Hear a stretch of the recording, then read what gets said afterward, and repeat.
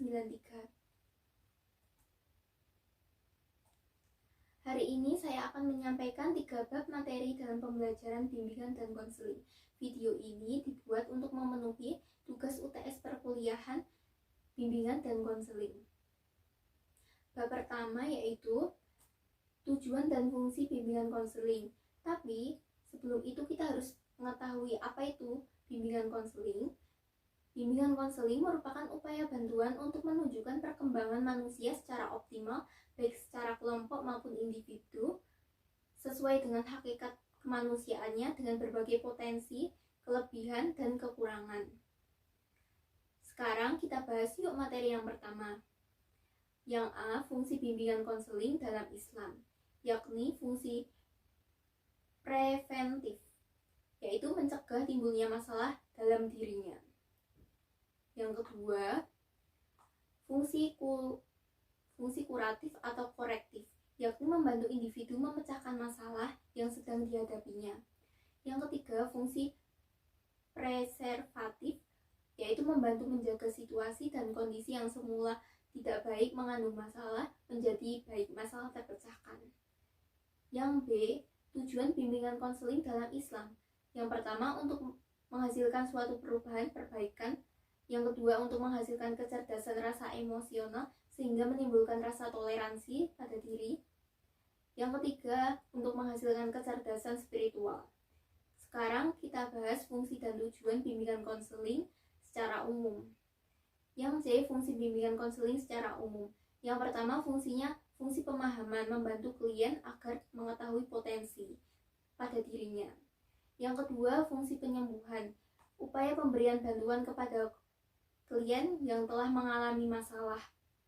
Yang ketiga, fungsi penyaluran, membantu klien untuk memilih kegiatan ekstrakurikuler, jurusan, maupun karir. Yang ketiga, tujuan bimbingan konseling secara umum.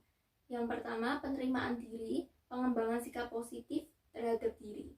Yang kedua, pencerahan, membantu klien mencapai kesadaran spiritual yang lebih tinggi. Yang ketiga, perubahan tingkah laku, mengganti pola tingkah laku yang merusak. Berikutnya kita lanjut bab yang kedua. Bab yang kedua itu judulnya prinsip-prinsip dan landasan dari bimbingan dan konseling. Yang pertama itu prinsip-prinsip bimbingan dan konseling. Itu ada prinsip dengan sasaran pelayanan, melayani semua individu tanpa memandang jenis kelamin, suku, agama, status sosial, ekonominya. Yang kedua, prinsip berkenaan dengan masalah individu. Ini berurusan dengan hal-hal yang menyangkut pengaruh kondisi mental. Yang ketiga itu prinsip berkenaan dengan program pelayanan, proses pendidikan dan pengembangan itu. Yang keempat, prinsip berkenaan dengan pelaksanaan pelayanan, diarahkan untuk mengembangkan individu yang akhirnya mampu membimbing diri sendiri dalam menghadapi permasalahannya. Yang kelima, prinsip bimbingan dan konseling di sekolah dalam lapangan operasional. Jadi di sekolah itu kan ada BK ya, ruang BK. Jadi murid itu bisa bertanya atau konsultasi kepada guru BK begitu. Yang kedua, landasan bimbingan dan konseling. Landasan filosofis ini menyangkut kecintaan terhadap kebijaksanaan. Yang kedua, landasan religius. Ini keyakinan bahwa manusia dan seluruh alam adalah makhluk Tuhan. Yang ketiga itu landasan psikologis, memberikan pemahaman tentang tingkah laku individu yang menjadi sasaran klien.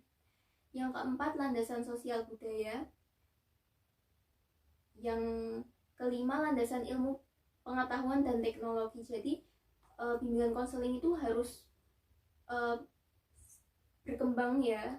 Jadi itu mengikuti perkembangan zaman begitu. Yang keenam, landasan pedagogi, yaitu strategi mengajar. Jadi ketika seorang mengajar itu termasuk landasan pedagogi. Nah, selanjutnya bab yang ketiga yaitu asas-asas dan bidang bimbingan dalam konseling.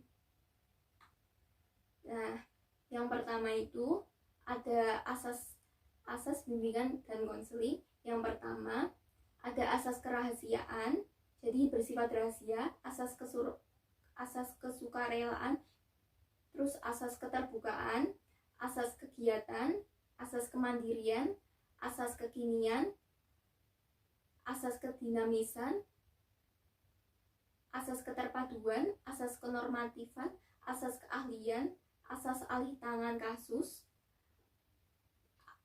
dan asas Tutwuri Handayani. Tutwuri Handayani itu dapat menciptakan suasana yang mengayomi, memberikan rasa aman, mengembangkan keteladanan, dan memberikan dorongan serta kesempatan yang seluas-luasnya kepada peserta didik untuk maju.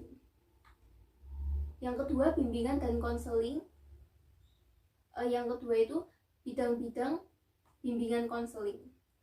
Yang pertama itu ada bidang bimbingan pribadi, terus bidang bimbingan sosial, terus bidang bimbingan belajar, bidang bimbingan karir, bidang bimbingan kehidupan berkeluarga, bidang bimbingan kehidupan keberagaman gitu. Itu yang dapat saya sampaikan dari penjelasan 3 bab dalam pembelajaran bimbingan dan konseling. Jika ada kesalahan, saya minta maaf. Terima kasih juga sudah menonton video saya. Sekian dari saya. Wassalamualaikum warahmatullahi wabarakatuh.